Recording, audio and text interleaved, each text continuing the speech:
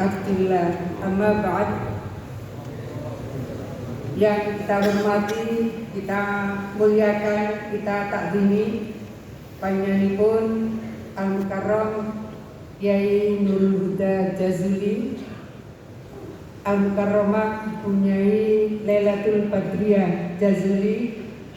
Mudah-mudahan beliau Allah anugerahkan umur yang panjang, sehat, dan terus bisa mencerahkan kehidupan masyarakat, agama, dan bangsa. Amin. Al-Mukarram panjenenganipun Kyai Anwar Iskandar, Wakil Rais Am PBNU. Al-Mukarram panjenenganipun Kyai Ubaidillah Sodako, Ketua Rais Surya PBNU Jawa Tengah. Di Al-Mukarram Kyai Hanan Maksum, Al-Mukarram Wakil Gubernur Jawa Tengah panjenenganipun Kyai Haji Taksiasi Maimun Zubair. Rawuh di sini di Bupati Trenggalek, Bupati Pacitan, dan pejabat saking Kabupaten Kediri dari Polri Banten. Yang saya hormati sedanten para wali santri dan seluruh santri Pondok Pesantren Al-Falah semua yang saya cintai, saya banggakan. Alhamdulillah, syukur kita panjatkan kehadiran Allah Subhanahu wa taala. Dalam menika remen sanget Kyai Huda dipun tingali kalian Dzurriyyah Pesantren Al-Falah menawi kaping 3 dalam kepanggih kalian Syekh Wahbah Zuhairi Wekdal Tasik Sugeng, yang beliau dawuh 3 kalinya di dalam majelis itu beliau ingin mendapatkan forum yang bisa menjadi media liyundhiru qaumahum.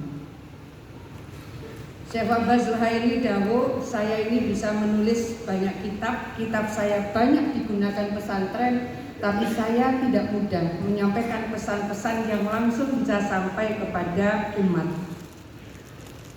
Kalau di Pondok Pesantren Al-Falah ini bagian dari tafaqquh fiddin, maka Nahdlatul Ulama ini bagian melanjutkan liyundhiru qaumahum. Kalau wau jauhipun Kyai Huda, masalah-masalah yang muncul makin kompleks. Maka Yai di dalam pendekatan industri 4.0 yang tertinggi itu ternyata adalah kebutuhan kompleks problem solving. Kompleks problem solving seperti yang dipun dawakan Kyai Huda. Nanging Kyai Huda mboten dawuh kalau ini bagian dari industri 4.0. Kompleksitas masalah, ekosistem tiba-tiba berubah. Kemudian kepastian untuk mencari jawaban ternyata ketemunya di pesantren. Karena di sini tiap malam ada majelis di mana para kiai, santri semuanya munajat. Di sini ada istiqomah, di sini ada sholat tahajud dan seterusnya. Itulah yang di dalam teori industri 4.0, tertinggi kebutuhan industri 4.0. Pangapunten Gus Kausar, bukan teknologi, bukan IT. Tertinggi dari 10 item itu ternyata adalah kompleks problem solving. Dados ini kalau diurai, betul ada transformasi digital, tapi kebutuhan tertinggi adalah kompleks problem solving. Itulah yang disiapkan oleh Pondok Pesantren, dan beruntunglah para santri yang ada di Pondok Pesantren Al-Falah Pelosok ini. Salawat serta salam dasanjungkan kehadiran Rasulullah Muhammad Sallallahu Alaihi Wasallam. Mudah-mudahan referensi keteladanan beliau akan terus bisa digerakkan oleh kekuatan-kekuatan yang menjaga agama, yang menjaga negara, yang menjaga kehidupan umat. para masai pangapunten.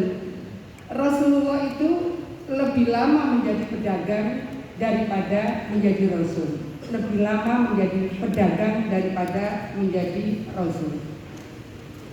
Dalam menikah Yehuda keliling hampir tiap hari mentasarufkan zakat produktif kangge pelaku usaha ultramikro, keliling terus. Yang di Madura, yang di Jember, yang di Pacitan, yang di Tuban, ten pundi-pundi ya, menawi dalam Tangglet. Apakah pada saat mereka sangat terdesak, apakah mereka kemudian pinjam ke rentenir? Sedanten ya, jawabannya pun banyak dan seterusnya. Ini PR kita semua. Bagaimana format tafakuh fiddin bisa diikuti dengan yang dakwah bil lisan tetap jalan, dakwah bil mal dikuatkan, dakwah bil hal juga dikuatkan, samangkin dakwah bil IT juga dibangun penyelarasannya. Ini harus selaras. Sehingga para dai-daiyah mubalik-mubalighah menawi paring dawuh kadal faqru ayyakuna kufran. Jamaah pada dasarnya hafal. Tapi bagaimana kemudian ini bisa kita sapa supaya masyarakat ini bisa kita antarkan, jangan mereka masuk pada jerat rinting. Persoalannya para masyayikh, para kiai semua, rentenirnya sekarang juga menggunakan ID, pinjol.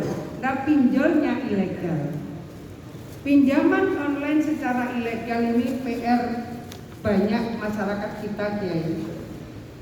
Makanya tugas dakwah bil hal, dakwah bil mal, dan dakwah bil IT panji kedah dalam menika dipun paringi dawuh langkung kata kiai supados ingkang kami laksanakan jajaran Pemprov, Bank Jatim, kabupaten, kota menika berseiring dengan format dakwah yang sudah secara turun-temurun, secara luas dan secara masif dilakukan oleh pondok pesantren.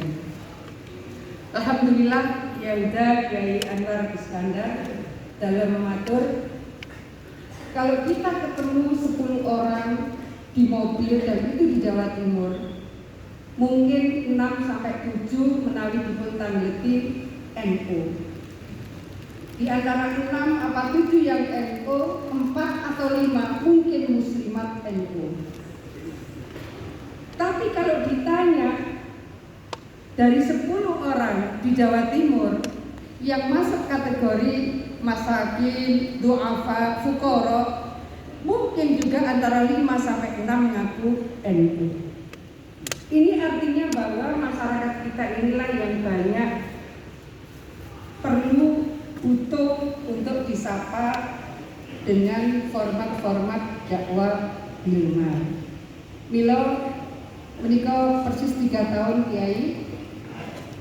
Kemiskinan di Jawa Timur untuk pedesaan selama 10 tahun terakhir, kemiskinan di Jawa Timur ternyata yang turunnya paling signifikan adalah tahun 2021 kemarin. Ini 30% dari kemiskinan nasional turunnya adalah di Jawa Timur. Kalau ada penurunan kemiskinan, berarti pada saat yang sama ada peningkatan kesejahteraan masyarakat meskipun pada saat masih pandemi Covid. Wonten malih ya, yang bikin kaget adalah pangapunten kalau ada Pak Wagub Jawa Tengah. Biasanya pun indeks kebahagiaan itu kalau enggak Jawa Tengah ya Jogja.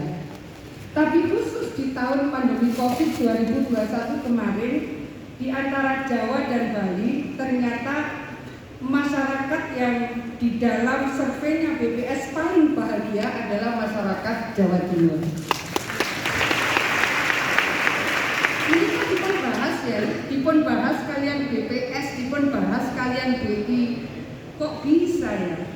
dalam saat pandemi Covid, kesulitan demi kesulitan dihadapi masyarakat, kok indeks kebahagiaan Jawa Bali tertinggi adalah Jawa Timur. Lajeng dalam mater ya, Kepala BPS, Kepala BI dalam matur.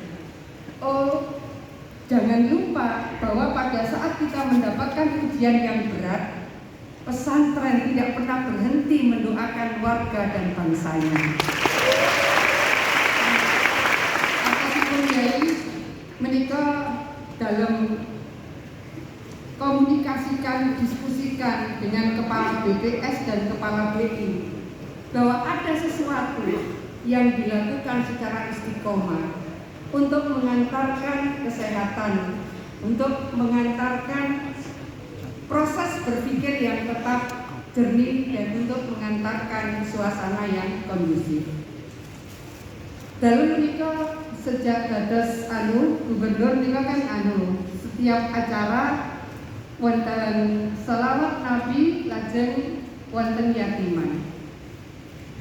Sabtu yang lalu itu ada trouble kabel yang mengaliri listrik ke Madura. Itu sudah sudah dibawa alat untuk mendeteksi tegangan tinggi dari Jakarta. Jawa Timur belum ada, diambilkan dari Jakarta. Bibar mekaten, lajeng dipun cek menurut alat yang canggih ini, trouble-nya di panel 36 sampai 46. Dalam piyambak ingkang mirsani trouble yang di panel 36 sampai 46. Ternyata setelah dibuka betonnya itu kan jalan motor dari Surabaya ke arah Bangkalan. Setelah dibuka itu tidak ada yang masalah. Akhirnya tim menika emut biasanya pun kita ini selalu mengundang anak yatim. Beliau tuh datang ke Darul Aitam yang ada di Bangkalan. Setelah itu kemudian setelah dari Darul Aitam kemudian kembali ke Suramadu, dicek lagi dengan menggunakan alat deteksi tegangan tinggi. Ternyata rusaknya bukan di panel 3646, rusaknya itu di gate-nya Suramadu. Itu hari Selasa lalu. Setelah itu hari Jumat trouble lagi. Tim ini bukan ke Darul Aitam ya, tim ini mendatangkan anak yatim berdoa di situ. Nah, setelah tim ini mendatangkan anak yatim berdoa di situ, alhamdulillah ya, kalau ini normalisasi hari ini insya Allah se-Madura listrik sudah normal semuanya, alhamdulillah. Atas sebabnya ya, dunia IT ini kan dunia sains. Tetapi kemudian ketika mereka mendapatkan penguatan pencerahan dari dunia pesantren menjadi komprehensif, mereka yang dalam matur bahwa di dalam industri 4.0 paling tinggi adalah kebutuhan kompleks problem solving. Dan ini yang baru 2 hari kemarin selesai adalah betapa tim yang mendatangkan alat deteksi tegangan tinggi paling canggih dari Jakarta itu bisa salah titik. Ketika kemudian datang ke Darul Aitam, titiknya lebih presisi. Dan ketika ada masalah anak yatimnya yang didatangkan di titik yang mengalami trouble. Ilmu ini Kiai adanya di pondok. Ilmu ini tidak ada di birokrasi manapun. Oleh karena itu, Kiai dalam matur nuwun sanget didhawuhi sawan di majelis yang sangat mulia ini, nyuwun pangestu, mohon doa mudah-mudahan Jawa Timur manfaat barokah. Amin. Nyuwun pangestu sedanten mudah-mudahan seluruh ikhtiar menika berseiring rencang-rencang datang birokrat menika bersambung dengan berbagai kedalaman keilmuan dan kearifan pandangan para ulama-ulama yang ada di pondok pesantren menika, pertama di pondok pesantren Al-Falah. Matur nuwun sanget nyuwun pangapunten. Allahul muwaffiq bil aqwamit thoriq. Wassalamualaikum warahmatullahi wabarakatuh.